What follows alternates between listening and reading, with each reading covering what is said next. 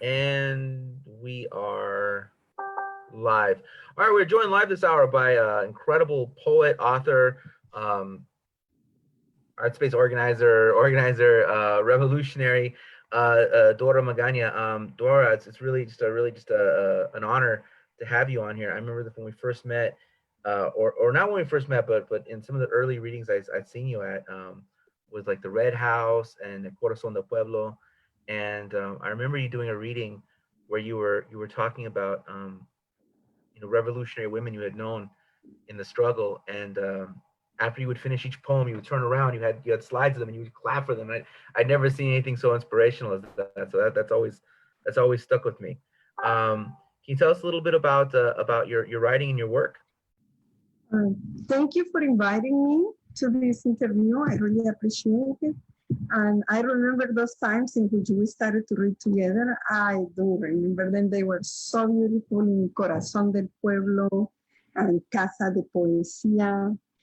Um, and yes, I remember I did honor in those poems several women I met and who still keep coming. Their biographies keep coming every day through Facebook by different friends, and I have been able to write about them and also started a painting um, project in which I will paint this woman whose pictures have been sent to me by several of old revolutionary friends.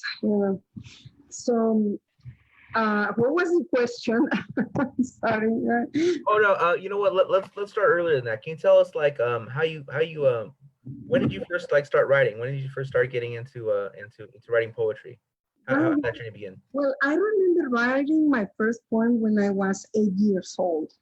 I was a member of the so-called little orchestra in the school, orchestina in the school. And I wrote the first poem around that time to be musicalized by one of our teachers, and it was regarding my homeland because I did not grow in my homeland. I grew up in another country. So I was born in El Salvador and grew up in Guatemala. So that was my first time I remember writing poetry. And then there was, I remember at school, we did work on a poetry contest, and I participated when I was around 13 years old. So it has been a constant. I wrote in El Salvador, and I gave some of my poems to my friends for them to be hide because at that time it was very risky to write what I was writing. And well, those words have disappeared because we really don't know what they are. And then I spent several years writing poetry and burning it.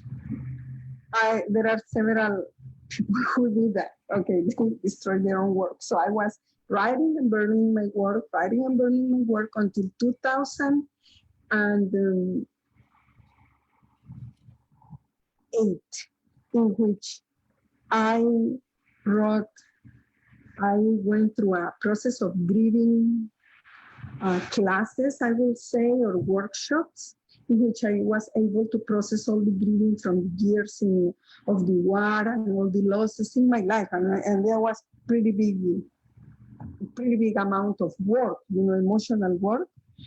And after I started to process all this grief that was stuck somewhere in my body, in my chest, that I was able to wake up one day, sit down in front of the computer, and wrote a whole book of poems in 1 month.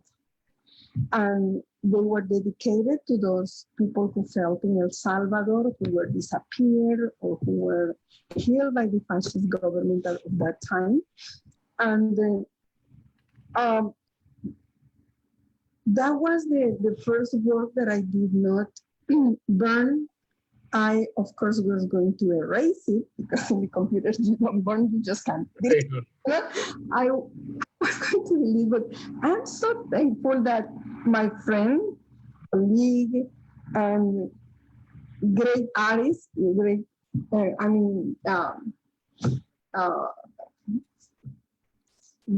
culture worker, Ricardo Garcia Miami, was around, and he helped me not to delete my work, and he also helped me to keep writing and correcting, and he will edit me, and then we get somebody else to edit work. We publish it ourselves as Central American Cultural Center, as part of the work of the Central American Cultural Center.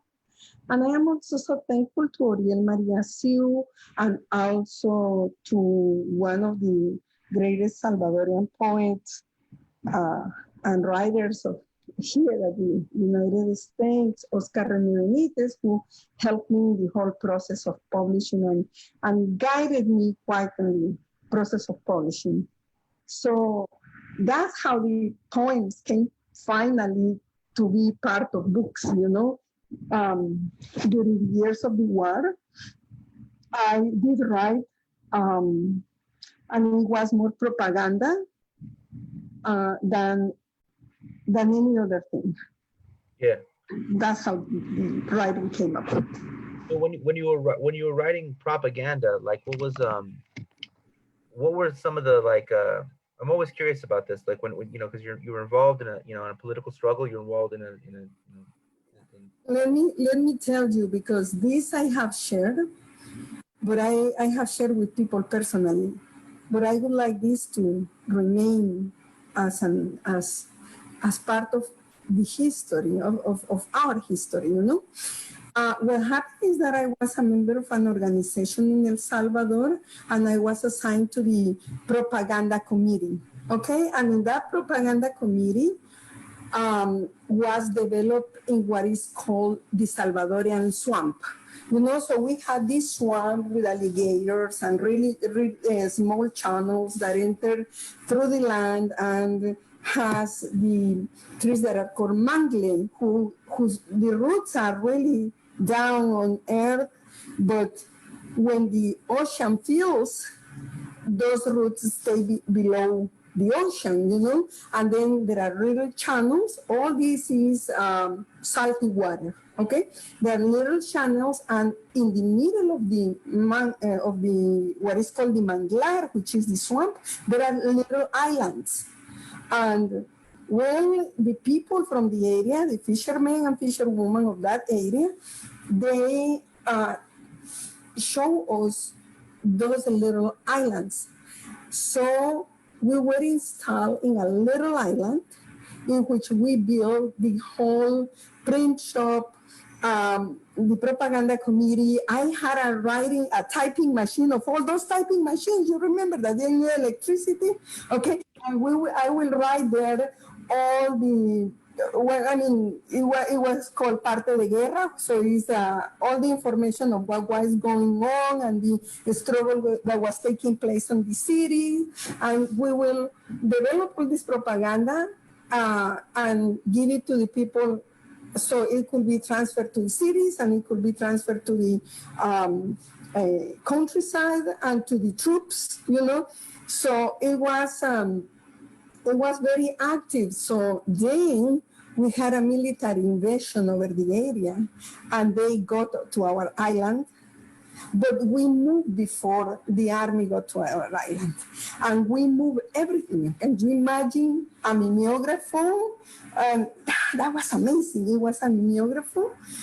And it was also the typewriter and all the paper and all the printing, because we use serigraphy a lot for the pictures of the newspaper, So we use serigraphy, all those serigraphy equipments being moved. And we built, and this is amazing because that was done by the fishermen and the people in the area, inside what will be the swamp, I will say bosque, how will you say forest? The swamp forest, because it was all water, okay? We built, and they were the ones who did the physical work, built what is called platforms, made of mangling trees. Platforms in which we will live, hang our hammocks among the trees to sleep, and sleep in the hammocks all the time and live there and cook there and had the propaganda committee there, making the propaganda happening. So that was a lot of people's effort. Good morning. That was a lot of people's efforts, and that was a lot of people's. Oh my God, how to say this? It's what we call the accumulation of forces, the accumulation of work that we did at that time, and people, those clandestine structure of fishermen building all these things for the propaganda of the people to happen. And that was an amazing experience. I will never forget it. I have not wrote about that. I have only write a poem to the team, to that propaganda team. But I would like this to be recorded and saying this happened in El Salvador. And I am going to write, I'm starting to write back again little stories because I don't have a whole timeline, of all what happened. But little things, little stories that happen, and this is one of the stories I'm working on. So what was the name of the press or the collective, or can you share that, or is it? Estrella Roja, Red Star. Red Star. Estrella Roja. And Wow. we published them, some poetry of some of the famous, like Otto René Castillo from Guatemala, one of his poems when we had these incredible strikes, workers strikes in San Salvador in the middle of the war, we will publish what they were doing and some poems from Otto René Castillo. I mean, that was, and then some theory, some Marxist theory in the little pamphlets, like little things for the people to read and study. Yeah. So how would you say that having a background in poetry, how did that affect your ability to write like a good agit propaganda? Like was it some similarities? Was it different, or you know? I am trying to hear that. Oh, I'm saying, okay, so you've been writing at this point in time, you've been writing poetry for decades, right? Or you've been writing poetry most of your life that you can remember. And so, how did your practice of writing poetry help you as in writing agitational propaganda? Did it help you, or is it completely different, or was it similar? It's different. I will say it's different because propaganda is like reports. You're reporting what is happening. But poetry. I mean, like whoever writes poetry write other things too. Most of us write multiple things. The thing with poetry is that it's an alternative language, and then we use it alternatively, and we use the images in a different way. So it did poetry help. I mean, all writing and all reading helps, because really. And this is a take many poets and many writers have, is that we really read a lot, So all the reading done during the high school years, and on those years too, because whatever fell on my hands, I would read at that time, So helped me a lot in writing. So it's the writing and the reading and the practice that makes you. I never went to study I have studied literature, but in my general education classes, and a few extra that I took because I really like literature. So, but I will say, in terms of poetry, I have read a lot. I read a lot since I was a little kid.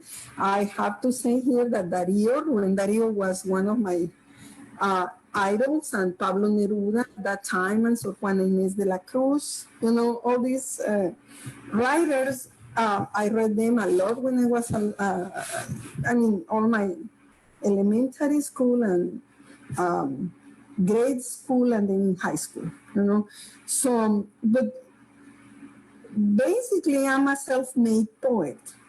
I have taken one wow, this is interesting because I have taken one poetry writing workshop one day or 2 days, and that's all I have done in terms of formally trying to educate myself. Yeah. So okay, so I mean, I'm still recovering from the story you just told me. That was incredible. It was an amazing. Yeah, you're talking about like floating clandestine floating barracks, uh, writing the agitprop of the revolution. That's an incredible. How did you get involved with Estrella Roja? How'd you get involved with these individuals?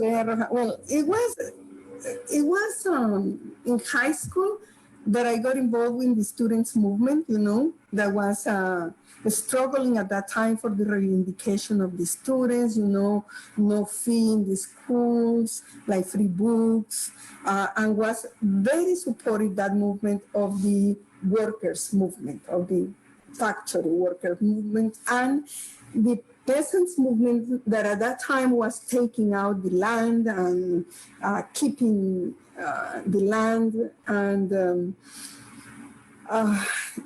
the woman who works in the marketplace who will fiddle in all our protests, and the people in Los Tuburios, which is the ghettos, the so-called ghettos that were very poor, without water, without light and electricity. So that was the movement, how I perceived that movement at that time, and I incorporated through the students' unions to that movement. And then at that time, I remember I started to write propaganda too, and doing it. Then this movement evolved into what was the big amount of people that incorporated into guerrillas and the organization of the people um, uh, in what was called the control zones, and these zones had people who were living in the countryside, who were peasants, who were planting, and at the same time were defending the land, because and they had to flee some of their villages to those fronts and install themselves there because of the repression and the National Guard coming and burning their villages, and then they will come and gather together and create what was the community consejos comunitarios, which was community groups that will direct how the land was distributed, how it was planted, how the crops were taken into, were hid, and were feeding people. And that was a huge movement. That's how I got involved into this. And then someday, someone asked me, would you like to start a propaganda committee? And I say, or be a member of this propaganda committee within this condition? And I say, yes. Okay, and we started the propaganda committee. Yeah. I had been organizing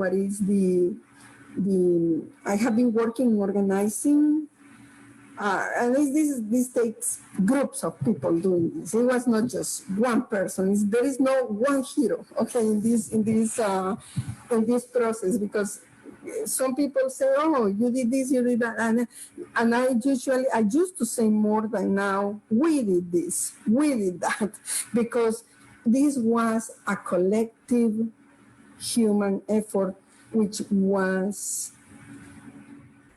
big and took a lot of thinking, planning, and doing. It was groups of peasants, students, intellectuals, factory workers meeting in the war fronts and deciding how was going to be organized, what was the popular power. So at that time, it was like everybody had their own gift. I was taken as it is and built over that gift, So I wrote, and it was that was taking.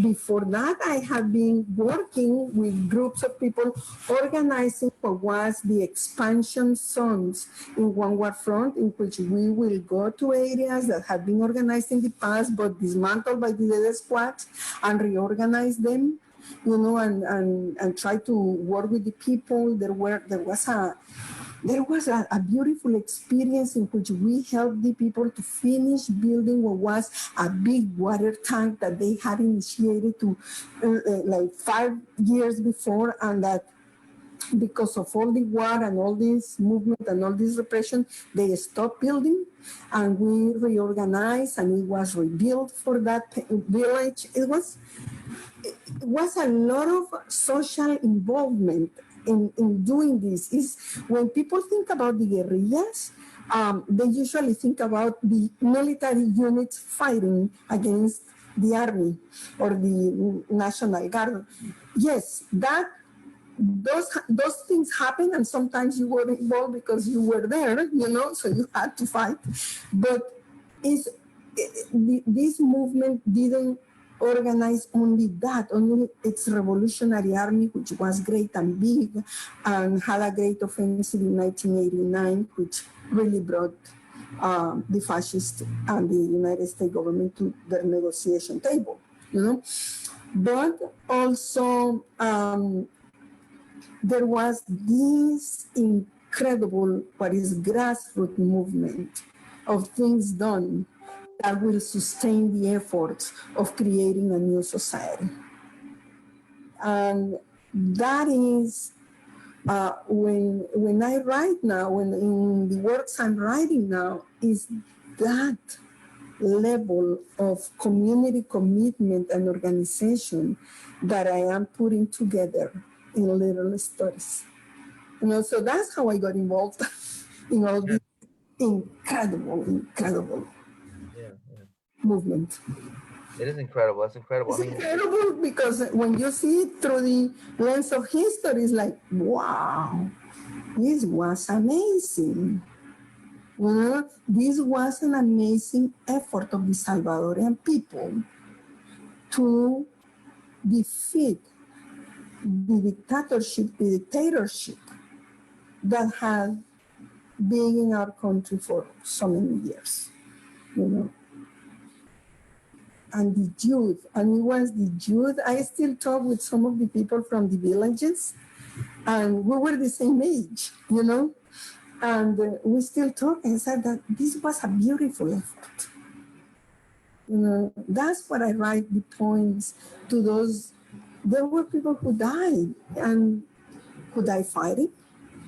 There were people who were disappeared, and others who died in massacres. And I remember them, and I want people to know that they existed, that they were alive, and that they were committed to social justice at that time. Yeah, no, it's incredible.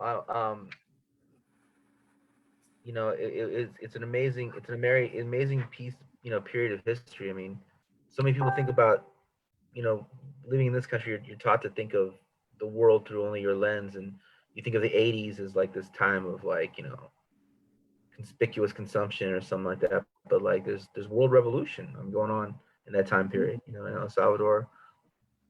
Yes. But it was also the concept of the creation of popular power that is very important to rescue, because people were organized in popular power communities, that will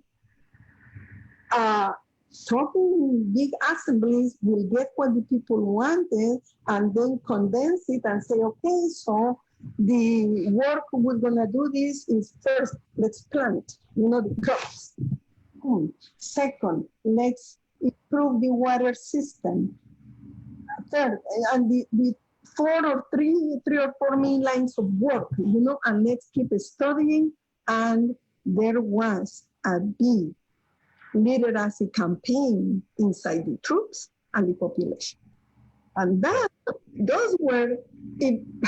It was not the destruction of the convoys, which happened. It was not only the attacks to big cuarteles, what's called military places. That was done, okay, but it was not only that. At the same time, popular power was built. And that is an amazing work, just in a country where, let's say, 70% of the population didn't read or write, to develop those literacy campaigns were an amazing work, in the middle of a war. And in the military offensive over those war fronts, and in the middle of bombing, and in the middle of, the artillery hitting you all the time, the war keep going and going and going and going for the 12 years. I mean, that's incredible. How did, I mean, like, I know it's kind of like I don't know, an odd question, but like, how would you wage a literacy campaign in the middle of a war? I mean, particularly amongst the troops. I mean, like, how that sounds like an incredible feat. Yeah, it was. There was people who will organize the groups and teach to people to read and write, and then these people teach others to read and write. It was, it's like when I had this image and have always drawn it in my, when you're doing some kind of writing and you draw things, and now I am realizing at this point that I'm talking with you that I'm gonna get some paper and do the drawing here. Yeah.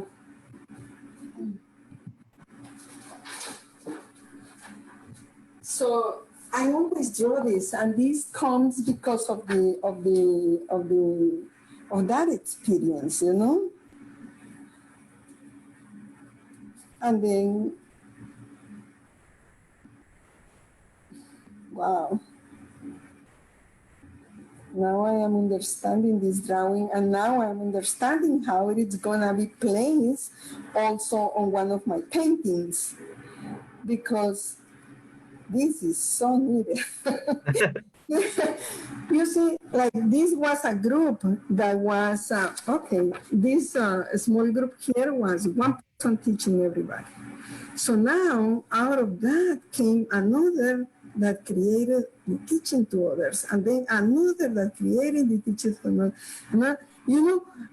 That type of organization is very difficult to destroy, because if you hit it here and destroy this, well, this keeps going and it goes to another place, So that is how we were kind of organizing the reading groups and organizing some of the support areas. So you have to destroy the whole web in order to destroy something. It's fascinating because, like, politically, I'm I'm a communist, right? And I believe in all these things. But my mind, being raised in this country, still has very capitalist logic, or has the logic of like trained professionals, right? So how could one person teach 100 people as opposed to one person, what you just described? It doesn't even occur to my mind that that's possible, because I've lived in this country so long. I mean, I've lived in this country my whole life, so I've lived under the system so long that I can't even think of that. Like, so that's very illuminating. It's kind of a slap in the face. It's kind of a wake up call. That of course, yeah. Yeah, and then there are some women groups here in the United States, here in Los Angeles, that have used something similar to do health education, in the low-income communities. A woman who get the 10 classes, 10 women get the 10 classes, then they create their own group and give those 10 classes to other women. And if one of those women really would like to teach it, learn how to and teach it to other 10 women. That has been done here in LA in some projects, and this Pico Union community for, let's say, breast cancer prevention, cervical cancer prevention, and all those good thing that women should know of for family health, you know. So I saw one project and I was like, I am so proud of you guys for being doing this. They invited me as a nurse practitioner to speak in their group, and then I spoke a few things, you know. But they had already taken all the classes, and then they were able to process how they were doing this, which is an amazing, and which is an amazing way of doing that. And I implemented something like this in a very little scale with immunization, which I do believe in immunization, and I'm not going to enter into this COVID stuff, but I do believe in immunizing people, especially that I come from a country in which I saw a lot of people dying of the diseases that are preventable at this point. And it was in the late 90s that I did this work in a community, you know, for the basic immunization like the polio and the tetanus and the diphtheria. We didn't have all these fancy immunizations that we have right now. So. Yeah, no, we have there's a big phrase going around right now called it's called mutual aid. It's kind of popular right now. The concept of mutual aid, and you know, the idea that like people helping each. I mean, it's pretty simple, people helping each other, right? But in a very organized fashion. So what you're describing, I think, is Organic. tried and true example of it. Like, yeah, it works, and here's an example. It even works in the middle of a war. I mean, you can see. It's organic. Organic, yeah. It's organic.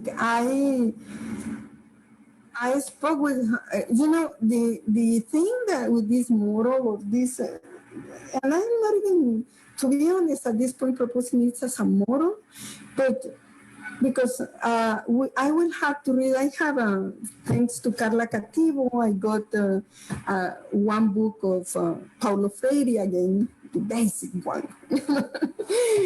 So I started to read it again, and at this point, I am not at the level of proposing a model for anything, but we need to read Paulo Freire, and we need to read community organizing. But more than read, well, we need to read, if we want to do something like this, we need to do this. You know, we need to organize, because a revolution is it's seen as a word down there and a structure, the party over there, you know? We cannot do that. It's not, it's action, is resistance within the communities. Okay, and a way of resisting in the communities is when you say, well, you know what, I'm going to create a community garden.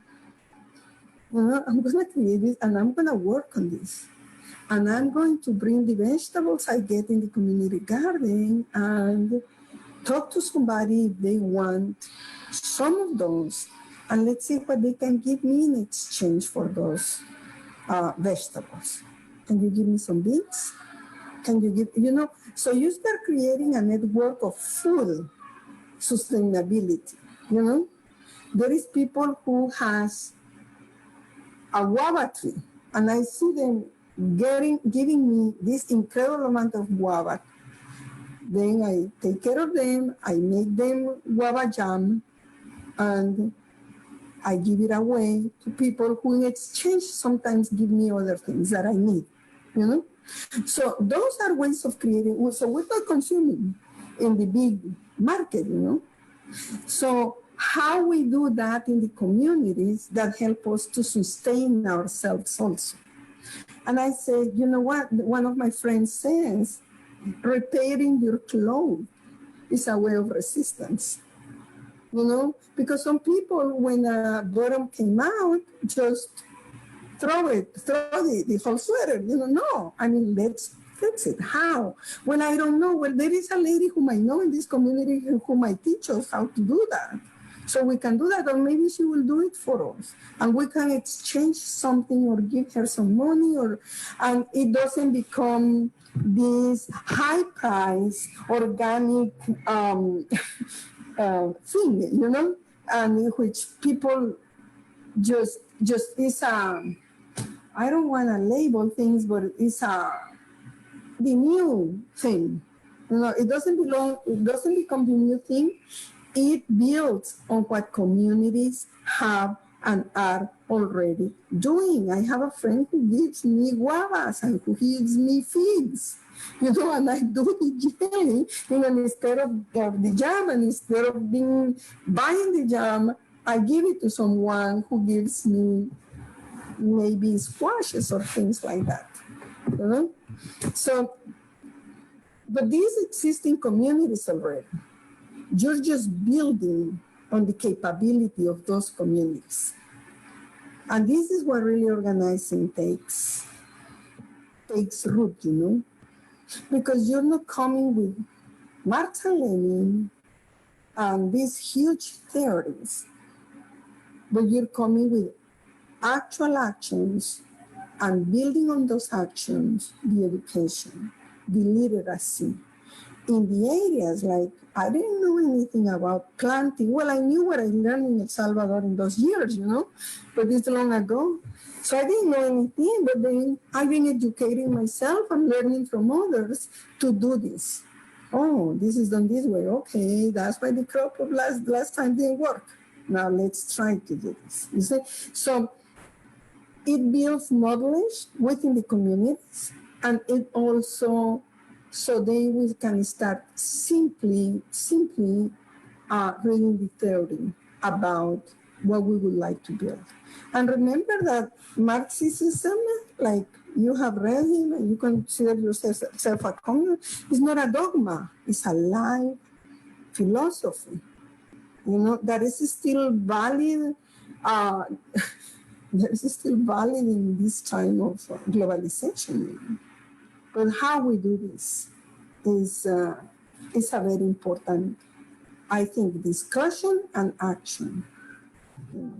Yeah. No, I mean, clearly you took a lot of practical material steps to just to do what worked. I mean, it's concrete analysis of concrete things and just making it happen. It's just really you've lived such an incredible life, and you're so generous about in the way you describe it. There's so many other people, and I don't know. It's very honest. And it's very refreshing because a lot of people who slept in hammocks I mean, not a lot of people done that, but like people who have are usually pretty like Well, But there was a lot of people. exactly. No, that's It was a really, wow, incredible and immense amount of people. And when I think about them and how that was heroic of those communities to do that. yeah, Those women who were feeding their husbands, their children in the middle of the controlled zones, in the controlled areas, running to the tattoos when they had to because of the bombing. I mean, when the army was going to do what is called tierra arrasada, they will be carrying this humongous amount of things in their heads and walking to the routes of escape. And I'm writing about this too. They will bring the pans, the pots, the niños dioses, the little Jesus images and things for the Christmas trees, and they will be bringing, and I would say, and one of the ladies said, I will never leave this Jesus because it was given to me by my grandparents, to whom somebody brought them to them from Spain, like 1 century or 2 centuries ago, and I will go like, okay, I'm not gonna fight for this. Carry your Jesus, child, your thing, but hurry up because we are really with the Atlacal Brigade behind us, or with the whatever brigade was behind us, and please hurry up. And it was like they will not leave those things. Those were their possessions, their history, and the horses and the mules and the donkeys, all the animals carrying this incredible amount of maize, rice, beans, so we could eat, we were carrying all those things. And it was this incredible movement of people walking and the brigades behind you, and during the day hiding themselves in the bushes, and the helicopters and the airplanes bombing everything. It was an incredible movement of people. Those people are heroes. What used to be called the masses, those people are heroes because they kept and they stayed in place. And then after the big invasion and destruction of their little, their villages, there was like 14, 13 villages in that area. People will come and will rebuild their things and plant again and start the life of the area until the next invasion or until the next bombing, that you have to carry everything in big bundles and carry them and go. And then next to the people walking in those lines will be chickens, pigs, cows, donkeys, mules, as I told you. It was like, okay. And we're going with all these chickens walking next to us. We were like, and when the Comité de Propaganda was not built yet, I will carry other committees things in my backpack and however I could, and all of us will do, with all the people. So those are the things I remember, and those are the things, the people I consider to be the heroes of that revolution. The people who actually made it. Yeah. So we talked a lot about El Salvador and the specifics that were going on there and the communities and there, but it just seems like that period, the late 70s, early 80s, you have, the Sandinistas come to power. You have in Grenada, there's the New Jewel movement with Maurice Bishop, before, sadly assassinated. But you have a lot of unrest in that period. You have a lot of, like a lot of people fight. I mean, these are places that for decades, oppression, repression, horrific. But in that time period, there's all this movement. Well, how do you historicize that? How do you look? Why? What was going on at that time period that people began to really have a lot of success in fighting back? A lot of success. Well, I mean, or they were able to wage revolutionary struggle. I mean, back.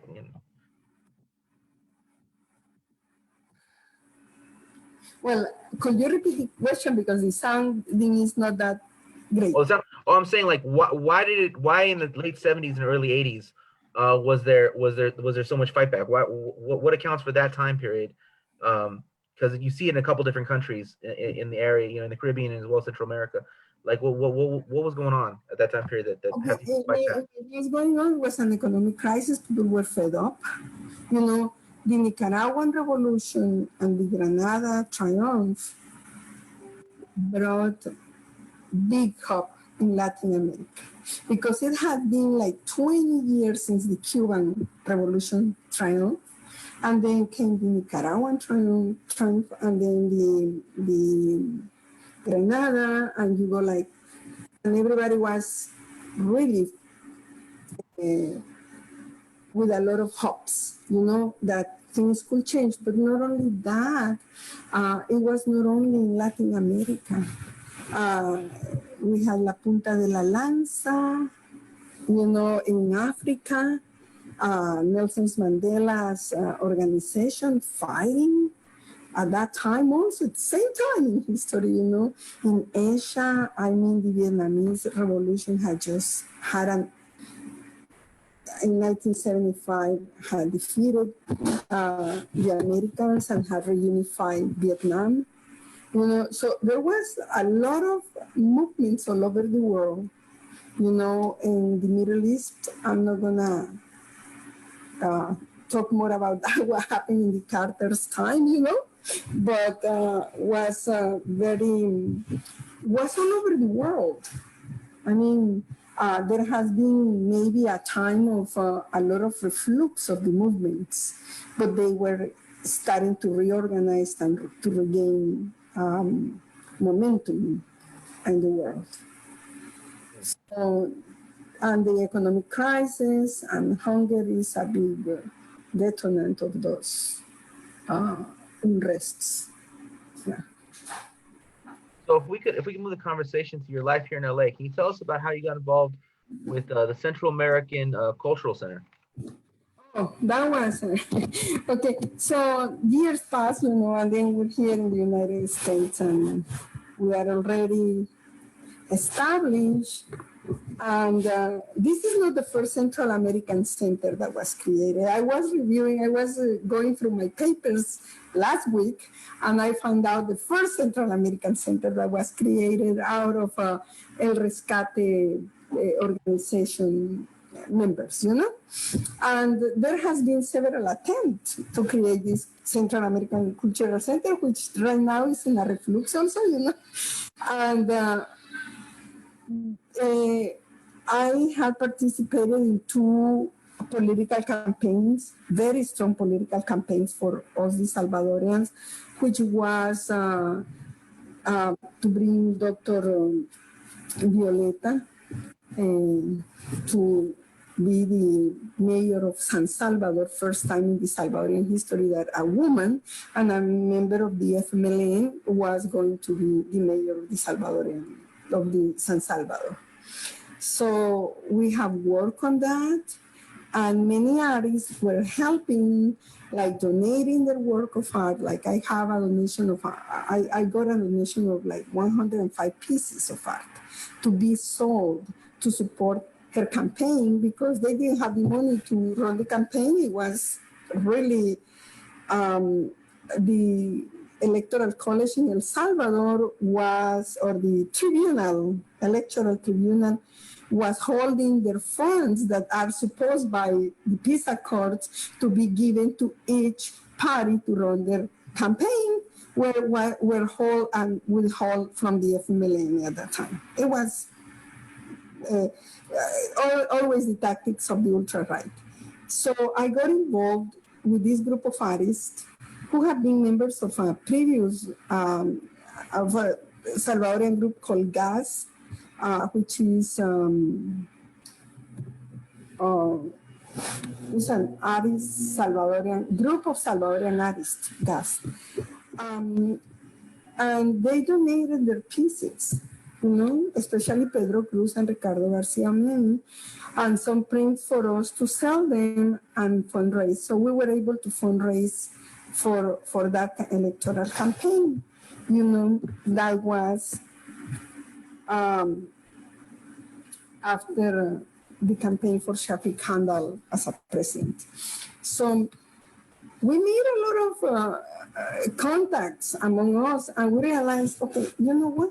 We really need to create our own center, because the party is the party, and everything a party does is around that party and is around what the party decides, But we, as a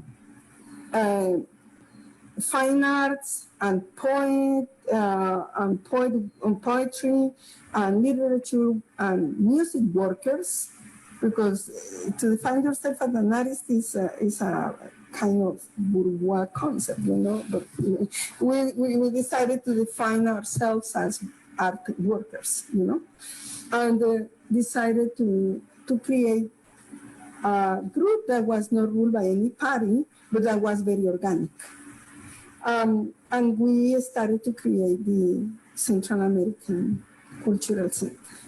And that's how I got involved in this work. What happened with us at that point is that we had lost the practice of organicity, you know.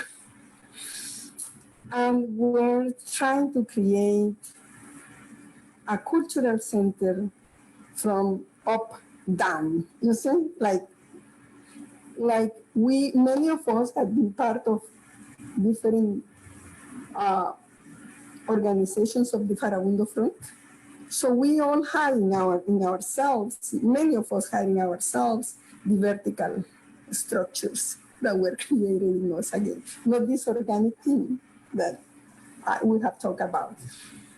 And that was maybe one of the reasons that we didn't grow it up uh, um, organically, you know, we didn't organize.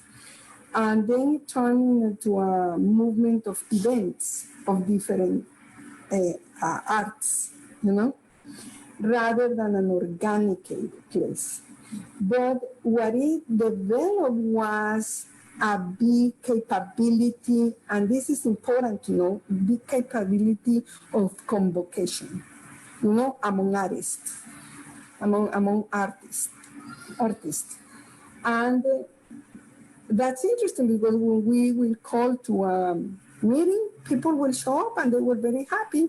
But when the responsibilities were assigned, they just didn't show up for the responsibilities. You know, they will show up for the events, but not for the organizational responsibilities. And I think it has to do with how we organize it.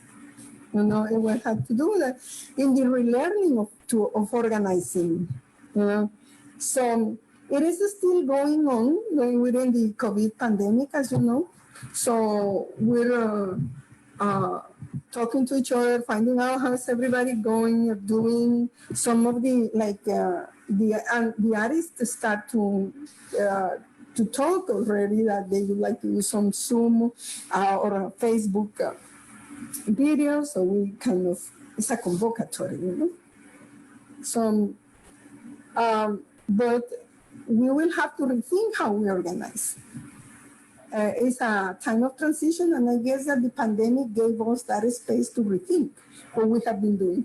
Because when people don't go out, they start thinking, oh my God, we this, we that, you know. And it's like,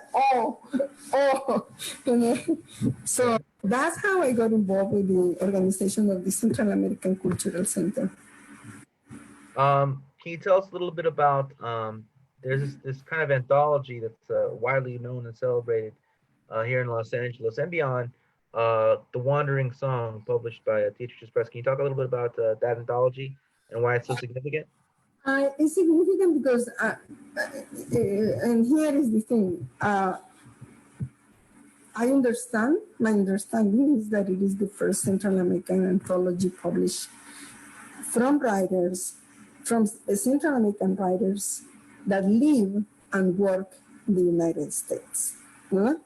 There are many anthologies from the land, you know, but this one is the first one among people who live here. And it has different voices. And this is the voice from home, you know, which is part of the work of some of us.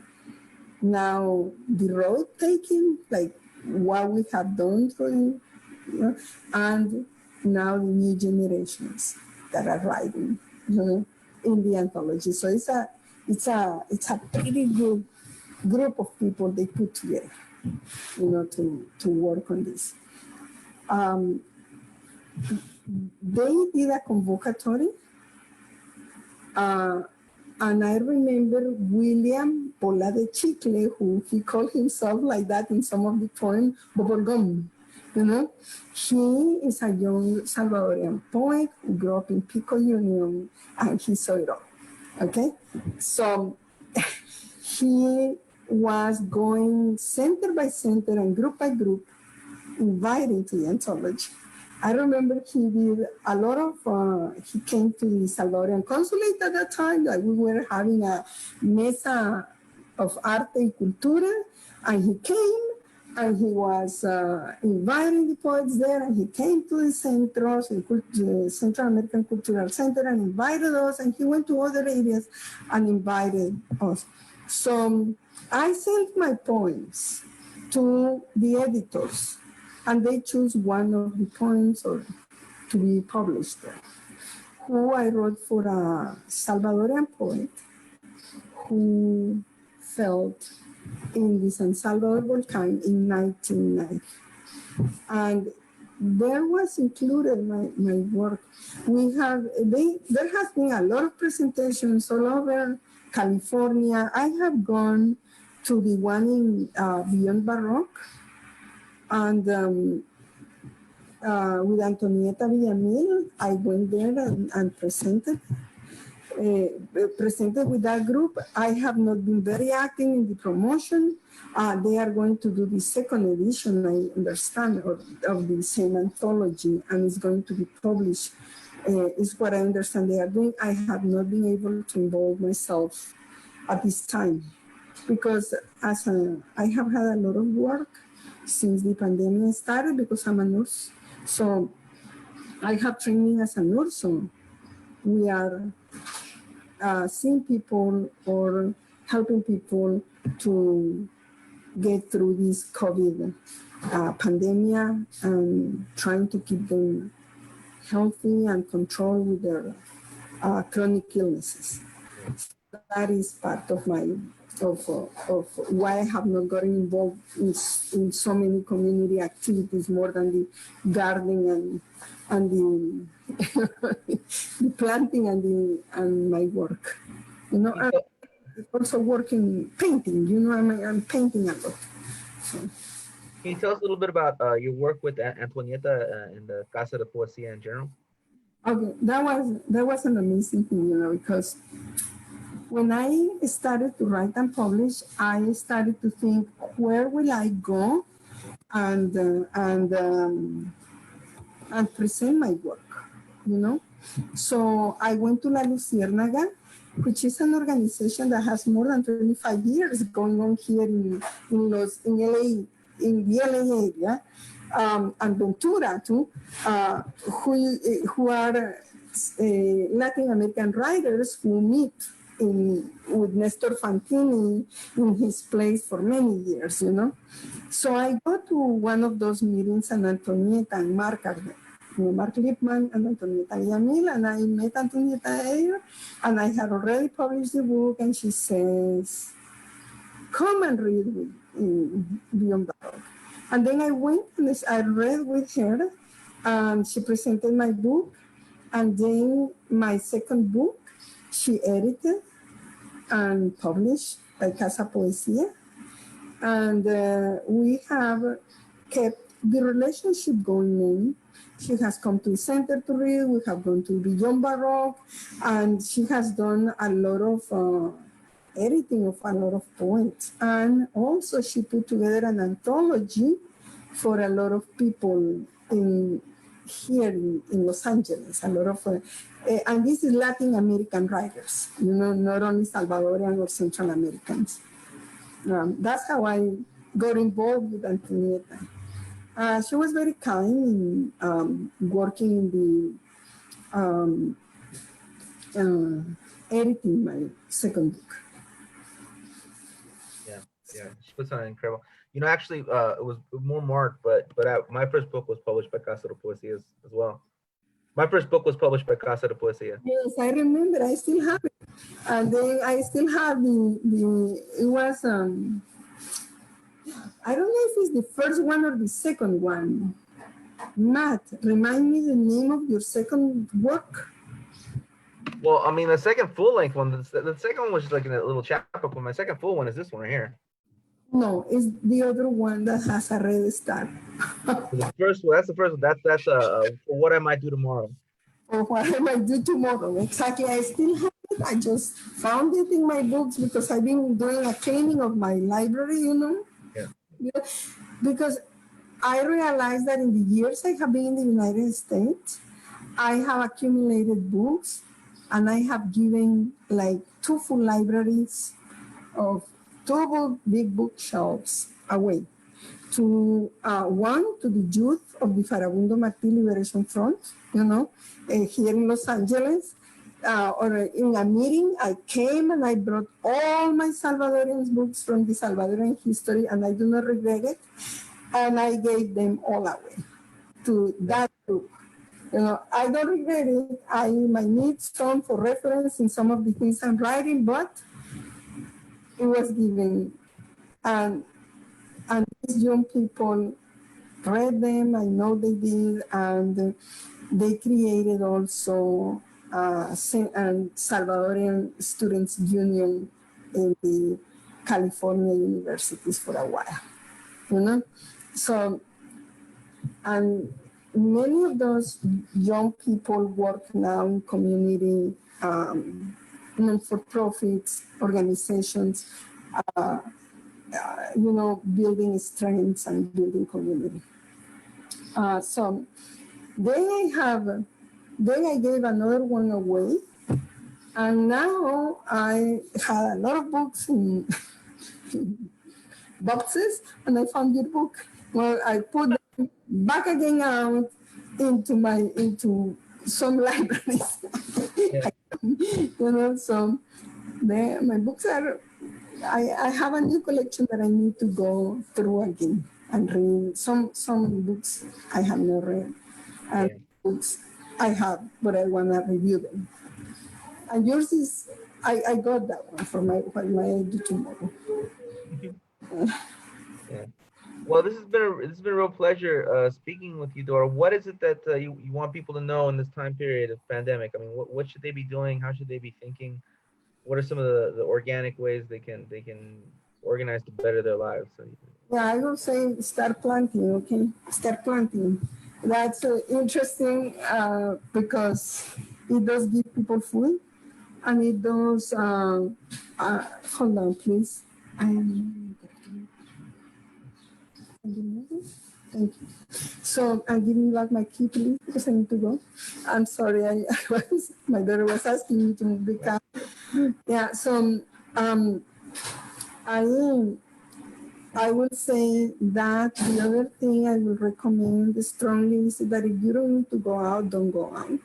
You know, um, I am recommending seriously, and this is from the pure medical perspective, is wear your masks, and the proper way of wearing a mask is covering your nose and covering your mouth, because and covering your eyes. If you have goggles, that's best. If you have face shields, that's great, because this virus is transmitted through those three routes: face, nose, and mouth. So protect yourself. I have seen a lot of people wearing the mask only in the mouth. The virus is shared when you breathe also. If you have it and you're asymptomatic, you still can transmit it to other people. So my recommendations are those. I mean, the other thing is start reading back again, because the TV, and Facebook too, which I love, is highly addictive. And you can spend hours in front of the TV or the Facebook, but I will say get your books and start reading them. I mean, I'm reading at this point Memories from the Underground of Fyodor Dostoevsky. Is one of his books that I always wanted to read and I have not read. I'm reading in Spanish because I love to read in Spanish. And I usually read 3 books at the same time, and that has been me since I'm young. So I'm also reading Ernesto Sabato, and I'm reading Leo Tolstoy, War and Peace, and I still have like 900 pages to go in that one because it's a long one. 1,600 and something. Yeah. So I still have my pages. And, Leo Tolstoy said very clear in that book that he's a member of the aristocracy, and that's the only thing he describes, in his book, and that's what he says. I'm not inventing that. But it shed you light on how aristocratic life happened, how they thought, and why there came a revolution in that country. Yeah. Like, oh my God, yeah, these people live this way. Oh my God, they have this and the person's this. So you start to realize, oh my God, he's educating you in how the upper classes lived. And you're like, wow, well, there was a great disparity. you know. So it's how you can approach literature, and you can read whoever you want to read. Remember to read them in the context of the historical period, because many people speak, like, for example, about Rubén Darío as a conservative guy. Well, excuse me, no, the guy built up the language in a way that broke with all patterns. So in his own way, he was a very progressive writer, you know? And even some of the Spanish writers like Inclán and Unamuno had difficult time admitting him, you know, as a writer. Well, he surpassed them all. No? So, and he did work for a newspaper that was about writing about the America, the non-colonial America, you know? And those things have to be, I mean, writers have to be understood in their own time, you know? So I will say that I really recommend that people sit down and read again, because it builds up a lot of knowledge and a lot of imagination and knowledge. You know, another thing, not to get crazy, I mean, you can learn new things, you know. There is always things to learn that people can learn in this time of pandemic. Yeah. So, with that said, where can people find your book to read? Oh my God. They can, I have only my third book left, you know, samples of my third book, which is called Al Calor del Fuego. And that one can be found in my well, people can If they want it, they'll do the work. if they want the book, they can inbox me and I can make it get to them. Okay. Okay. We can talk about it. Thank you so much, Dora, for your time today. I really appreciate it. It's been an incredible interview. One of the best in this entire series. I mean, the stories you told today are so involving so many people, not just yourself, were so incredible and so inspirational. And I'm at a loss for words. Thank you so much, Dora. Thank you, Matt, and thank you to your cultural center. You know, I understand you guys are in Pomona. Yeah. Yeah. Yeah, and when this is over, we're gonna get back to talking about putting on some events. So Yeah, putting our paintings and the collaboration between the Central Cultural American, the Central American Cultural Center. well, actually, I mean, technically, we're doing one right now because this Zoom channel is the DAW Center's official Zoom channel. So this has been, a presentation with the DAW as well as the University of Florida. So we already started. we already started.